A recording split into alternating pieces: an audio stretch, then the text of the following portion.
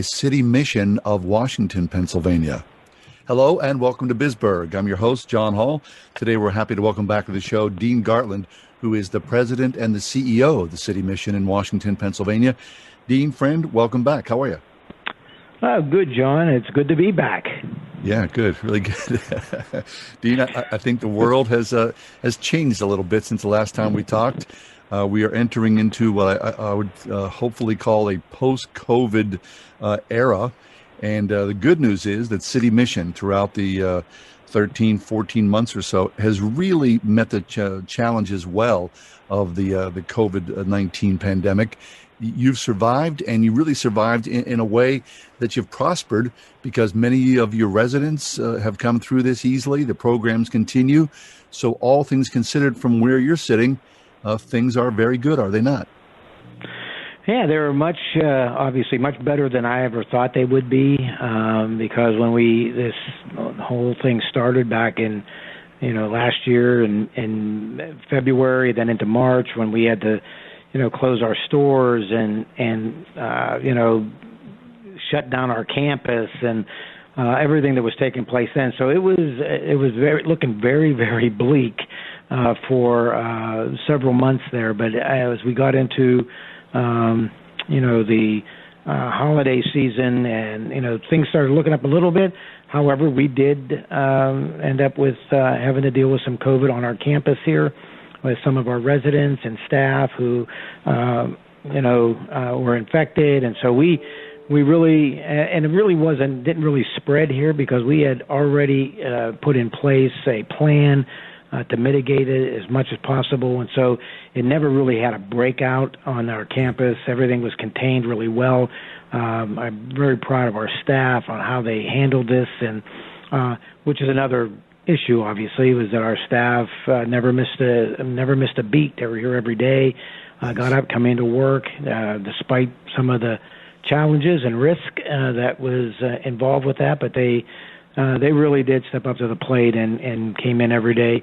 And so we were able to really weather that little cluster of COVID back in the fall and early in this year. And but since then, it's been working out really well. The majority of our clients have been vaccinated. Majority of our staff has been vaccinated. We're really at a place where we think that we can really begin to open things up much more broadly now. Wonderful. Okay, so let's talk about that because, the City Mission, as we've talked about many times in the past, you're not necessarily just what you would consider, and I'll put in quotes around this, a homeless shelter. You do so much involvement with the community in Washington, Pennsylvania. And of course, always at the center is Jesus and how you look at Jesus and how Jesus is working in the lives of not only men, women, children, homeless people, and veterans. It's really sort of prescriptive for the entire community. So it's not just one focus. It's a very wide-ranging focus, is it not?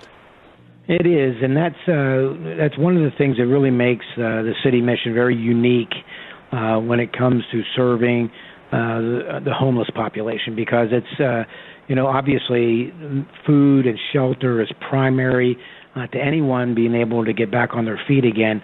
But here at the City Mission, we take it to a whole nother level because it's we realize just people got themselves into this situation, whether it's bad decisions, drugs and alcohol, untreated mental health condition, medical issues. We realize that those are the things that have contributed to somebody becoming homeless in the first place. And so those are the things that really do need to be addressed. And if a person's going to actually, move back out into society and really survive and really make something of themselves. So here at the City Mission, we have a medical clinic on our site here. Every resident, every person that comes here needs to go through our medical clinic and be screened. We have a work readiness program here, so people are engaged in, every day they're engaged in some element of work and learning some skills, developing those skills. We have a computer lab, which is called CTech, which is a career training and education center where people are able to get their IDs and their driver's license and social security cards, birth certificates, all the things necessary that you need if you're going to get a job somewhere in our community. So we have those. We have drug and alcohol recovery classes here. We have life skill classes. We do job training. We certify people in forklift operation. We certify in food service. So a person comes here to the City Mission is not just going to get a nice, clean, warm place to stay at night and a great meal that they would have, but they're going to have access to a whole lot more that's really going to help them address all the underlying causes of why they came here in the first place. That's fabulous. I mean, that's so impressive, Dean, what you've done over these many years. You think about the early genesis of what City Mission was doing back in the 1940s to where you are in 2020. I mean, truly, how many thousands and thousands of lives have been impacted by the work that City Mission has done. Hey, you're listening to BIZBURGH. If you want to check out City Mission, I would encourage you to look at it online, citymission.org. citymission.org, or if you want to call directly, whether you yourself need some help or you want to be a helper, volunteer-wise, financial, prayer-wise, be part of this, of City Mission and the work that they're doing in and around Washington, Pennsylvania. 724-222-8530 is the number to call, 724-222-8530. We're talking with Dean Gartland, the president, the CEO of City Mission. You know, Dean, one of the things that I always love about what you do is that you bring a resident on to the show, and they talk about their experience and their strength and hope. And today, no different, a resident, Rebecca, is going to join us. And so I'd like to move forward to that conversation. Absolutely. We're just so pleased to have her to be able to come on and share her story. Very nice. Well, Rebecca, thanks so much. I know it takes an act of courage to step out and to join us on the radio and speak about yourself in really transparent terms. So you're to be congratulated for that act of courage. I know for a lot of people it's not an easy thing. So thanks for that. You're welcome. So, Rebecca, I'd like you to tell your story, you know, your story of experience and strength and hope of what your life used to be like and what's happened to you in the interim and where you are now, as a way of means of iron sharpening iron. Because I would imagine, you know, people are listening right now. I always picture someone in their car, you know, pushing the button on the radio, and they hear something that would resonate, that maybe change their lives personally or change the lives of someone they love. So would you take some time and tell us, go back to the early part of your life and talk about that, would you please? Sure. I have always, since my first drink, struggled with alcohol, and then you know, I grew up. There was some trauma, and then later on in my life, just recently, a little over a year ago, my dad had passed, and I stopped taking my mental health medications. My alcoholism got out of control. I was hurting people in my life that loved me. I was hurting myself. I lost my faith. I was spiritually bankrupt. I was just in a really, really dark place. And I just gave up on life, pretty much. I didn't want to live anymore. So I went to rehab, and then I was in and out of rehabs. And as soon as I'd come back, I would drink again. So I had my own apartment, and I decided, you know, I had this moment of clarity, is what I like to call it, and I had my own apartment. So what I did was I called the City Mission after I came home from rehab, and I asked if they had a bed for me, and they said that they did, because I couldn't be accountable to myself. I was going to die, or I was going to hurt somebody. I was just miserable. So I needed to do something, and I was really desperate. So I called the City Mission. They told me I could come in, and so I did. And since I have come in,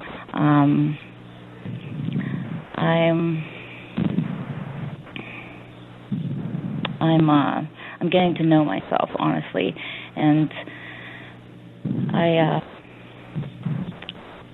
I am facing all my demons, all the feelings that I had because I'm in a place today where I want to feel, I want to deal, and then I want to heal. Because I lost who I was. I just completely lost sight of, who I was, and relationships with my family had diminished. But now I have healthy relationships with my 3 grandchildren, my 4 daughters, and my immediate family as well, my mom, my sisters, and most importantly, myself. That's really good.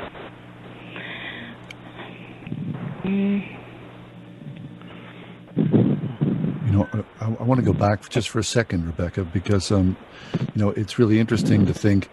Okay, you self-identified as an alcoholic and had enough sense to go into rehab, and I'm sure that's a struggle, right? I mean, I know people who have been in and out of rehab any number of times, and that's its own odd journey of struggle.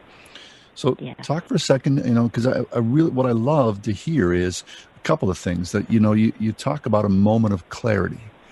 And I think, I'll raise my hand here. Anybody struggling, whether it's addiction or alcoholism or mental health problems, boy, you kind of lean into that moment of clarity, and it means a lot. And on top of that, you also talked about dealing with your own demons. And I think that's something that's not talked about an awful lot. I mean, the reality is that we are surrounded by darkness in our lives, and that there are demons in the physical world. And I think, that's something we're fascinated with, maybe like in a Hollywood version of a horror film or something like that. But I think it needs to be recognized that, there is truth to that there is darkness that can use us and manipulate us. And I think, it's the important thing is that there is faith in Jesus with that as the primary tool to lean into clarity and to combat those demons. So can you talk about that? I just want to add that when I'm not, when my faith isn't there, I can always tell. Because I feel so lost, I feel lonely, I isolate, and I don't eat. I can't be responsible. I'm not reliable at all, and I'm just very sad. But when my faith is good and I'm connected to my higher power, everything just feels perfect, even when things aren't going right. And I can honestly say that right now, financially things aren't. I'm not where I want to be. But 2 weeks ago, I was like beside myself and anxious and scared, but I have this faith now, and it's really strange because it just happened. I woke up one day and I was like, you know what? I feel content. I feel okay. I feel like things are just going to work out, whether or not I know when or how. They just are, and that's my faith that I hadn't had for a long time. And it feels really good to be in that safe, content place right now. Fabulous. And but when I'm not, like I said, it's scary. It's really scary. And I can't predict things that I'm going to do or say. And I love being close to God. And I got that when I came here. That's excellent. We're talking with Rebecca. She's a resident at City Mission in Washington, Pennsylvania. Look for City Mission online at citymission.org, or if you want to call City Mission, 724-222-8530. So, Rebecca, take a moment and talk about that, about the tools and the openness of the staff to help you along in that spiritual journey. And, of course, the worries about money, the worries about any number of things. I mean, that's the center point. But, like you said, there's something about faith that lifts you up. And there's a discipline about faith as well, right? That, if you work it, it will work. And I'm glad you see that in your life now. So there's a little bit of daylight. And City Mission has given you a cushion of that faith, haven't they? Yeah, they have. And I hear it said all the time that faith without works is dead. And I have to apply myself to God's just not going to hand me things. I have to do some things on my own. Okay, I'm so sorry. I'm nervous. You're good. You're doing good. Okay.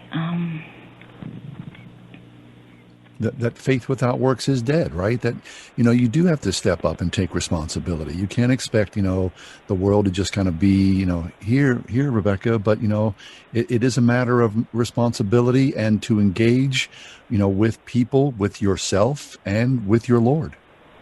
Yes. And when I'm not, like I had said before, and I can't say it enough, but when I'm not connected to God, there is something missing. There is a void. But when I'm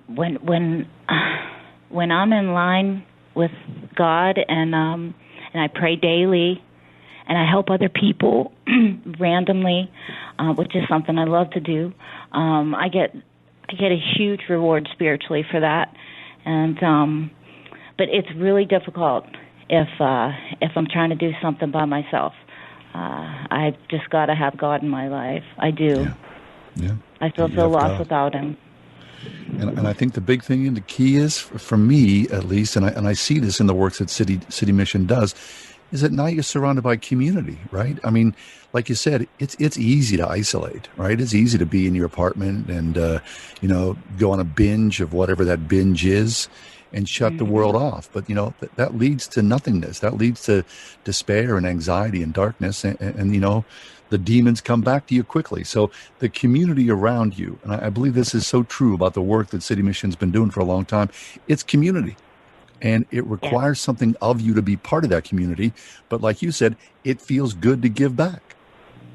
It does. And I was just telling my last roommate that I had, I was telling her about how nice it is to wake up and, have somebody say, hi, how are you doing today? Good morning. And I'm not living alone and just, waking up in that isolation like I would do. And it's just super nice to just not even my roommate, just to have a roommate and someone there to talk to and get close with and share experiences with and know that you're not alone. It's more than that. There are more than just two women there. There are multiple number of women there. And then there are the ladies with, women and children, and they have their little babies there, and they're adorable. But it's just nice to have company and not isolate. It keeps me from wanting to isolate because I forgot how much I like to be social. And then there's chapel on Thursdays and Sundays, and I love it. It's time for us to worship and praise God. But, I'm really excited. I'm super happy that I came. I'm really happy I made that choice. I feel like it was the best choice in over a year that I made for myself. That's fabulous. How long have you been sober? A little over 90 days. Hey, good for you. 90 days. That's a benchmark, isn't it? That's a big deal. Oh, yeah, and I can't remember the last time that happened for me. Yes, it's great. Yeah, good for you. I mean, it's reason to celebrate, right? It's really a good thing. It is. Yeah, well, good for you. Congratulations on 90 plus. That one day at a time, it means everything. So, Rebecca, seriously, I know you were nervous, but you sound great. You really do. So, kudos to you. Great encouragement for what lies ahead. Better days for you, and of course, that bedrock.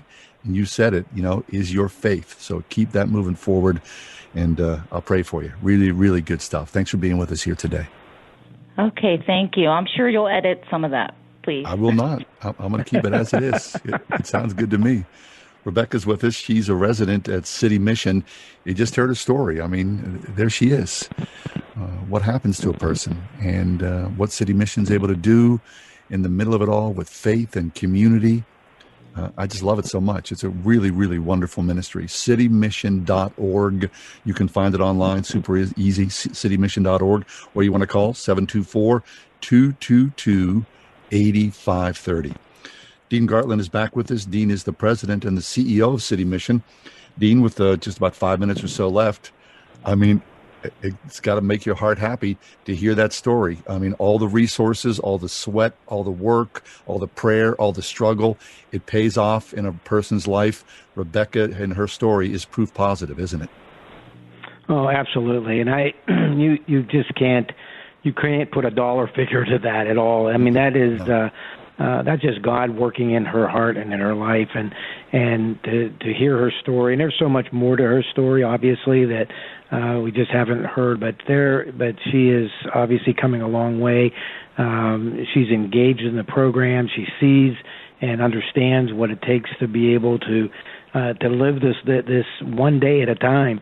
To live for today, and so she's grasping that, and she's understanding it, and so it's remarkable to watch it happen. But then again, this is the blessing of this work, and is what drives me to get up every morning and drive in here to the mission to work, because I know the lives of those men, women, our veterans, and the children that call City Mission home.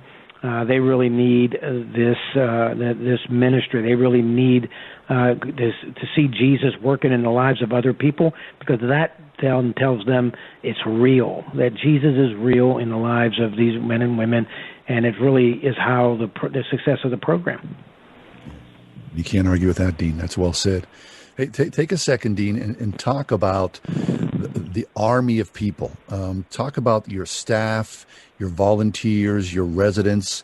Generally, how many people, are, circling around the work that City Mission is doing? Because I want to highlight that, because clearly it takes an awful lot of creativity and resources and money to keep this thing moving forward. So can you give us some idea about that? Sure. Yeah, this is a very unique situation we have here at City Mission, because we are, we don't receive government funds. Our medical services are all free. Our meals are free. So we don't have this great source of contracts or anything like that where money's coming in. We are totally supported by the generosity of people who believe in the work that we're doing, believe in that that people deserve an opportunity to make changes in their life, and so so it takes a whole army of supporters, and then of course an army of volunteers as well. Through this whole COVID situation, I mean, we've had to limit to almost nobody volunteers coming on our campus. Just for the protection of them, as well as our residents and staff. But we are moving now over the next couple of weeks, where we're going to be lifting a lot of these restrictions, and we're going to be allowing more and more volunteers to come into our campus. But it takes hundreds of volunteers here at the mission, from helping to serve meals, to helping even do simple, janitorial work, helping to be help with GED tutoring, to help with computer tutoring, to work in some of our stores and our warehouse. So it takes a lot of volunteers, hundreds and hundreds of volunteers, and on our special events as well. So people who believe in us, who pray for us, who give, who volunteer, who collect clothing and food items. I mean, that's what keeps this mission going, and that's why it keeps our doors open, and so that stories just like Rebecca's, that we can hear those stories on a daily basis. I'm into that. Well, it's incredible work that you're doing all these many years, Dean. citymission.org to look for it online, or 724-222 8530. And so, Dean, the big thing I hear is that, these restrictions are going to be lifted here shortly, so you'll be able to welcome back those army of volunteers with open arms soon and very soon, yeah? Absolutely, and we are looking so forward to it as well. I'll tell you, the volunteers mean so much to us, and I know that even for the volunteer themselves, it means a lot to them to be able to come here to give, and for many of them, it's giving back. That they're here to be able to do that, to give back to their community, and so opening this opportunity back up to them is really, really important. Fabulous. Well, there you hear it. I mean, City Mission, the work that they do is so vital within the community of Washington, Pennsylvania, and they've been doing it since the 1940s.